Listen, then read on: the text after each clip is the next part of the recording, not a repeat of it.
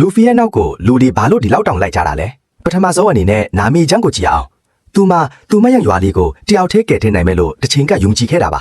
အားလုံးရဲ့လက်အောက်မှာအဆက်တကွဲအကျိုးနည်းခံစားခဲ့ရပြီးမှအရာအားလုံးဟာလိန်ညာမှုတွေမှထိလိုက်ရတဲ့အခါသူမရဲ့ကဘာကြီးပြိုလဲသွားခဲ့ပါတယ်သူမတကယ်ကိုအားကိုးရမယ်ပြီးလူဖီစီကိုမျက်ရည်ဆက်လက်နဲ့အကူအညီတောင်းခဲ့တဲ့အချိန်မှာလူဖီကရှေးဝေးစကားတလုံးမှမပြောခဲ့ပါဘူးသူအမျက်နှိုးဆုံးဖြစ်တဲ့ကောက်ရိုးဦးထုတ်ကိုသူမရဲ့ခေါင်းပေါ်မှာတင်ပြီးခဲ့ရုံပါပဲအဲ့ဒီအချိန်မှာပဲနာမီဟာသူမရဲ့ခံစစ်တွေအားလုံးကိုလွှတ်ချလိုက်ပြီးလူဖီရဲ့လမ်းပြအဖြစ်စိတ်လိုကိုရောက်ပါဝင်ခဲ့ပါတော့တာပါဇိုရော်လဲထို့အတူပါပဲသူဟာကဘာအတော်ဆုံးဓာတ်သမားဖြစ်ဖို့အိမ်မရှိသလိုမာနနဲ့ခံယူချက်အလွန်ပြင်းထန်တဲ့သူပါဒါပေမဲ့သူဟာလူဖီရဲ့အသစ္စာရှိဆုံးအဖို့အဖြစ်ခေါင်းငုံခံယူခဲ့ပါတယ်ဇိုရော်တယောက်ရေတက်ရဲ့ဖန်ဆီးချင်းခံထားရစင်မှာလူဖီရောက်လာခဲ့ပါတယ်လူဖီဟာတရားဟောတာမျိုးဒါမှမဟုတ်စီးယုံတာမျိုးမလုပ်ခဲ့ပါဘူးသူဟာဇိုရော်ရဲ့အကျုပ်အနောက်တွေကိုဖြုတ်ပေးပြီးရန်သူလေးကိုအကျုပ်တူရင်ဆိုင်ခဲ့တာပါအဲ့ဒီအချိန်မှာဇိုရော်တိလိုက်ရတာကလူဖီဟာသူ့လေအိမ်မက်တွေကိုညှင်းပယ်မဲ့သူမဟုတ်ပဲလွတ်လပ်စွာရွေးချယ်ခွင့်ပေးမဲ့သူဆိုတာပါပဲအဲ့ဒီနေ့ကစပြီးဇိုရော်ဟာလူဖီရဲ့နောက်ကိုတစ္ဆာရှိလိုက်ပါခဲ့ပါတယ်တကယ်တော့လူဖီဟာ